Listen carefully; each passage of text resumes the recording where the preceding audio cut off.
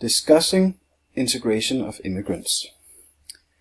The story of Ali and Parvez tells a compelling and somewhat unnerving story about faith and religion.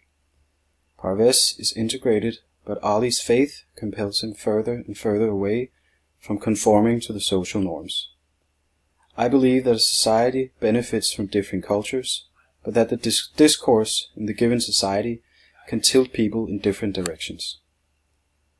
Some people don't accept other cultures, but instead condemn them, and as a result, people become more radicalized, driven by fear or anger.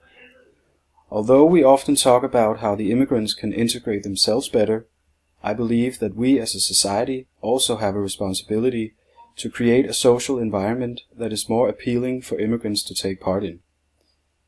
When oppressing people's belief systems, more than often they will become angry and resentful, which is not desirable.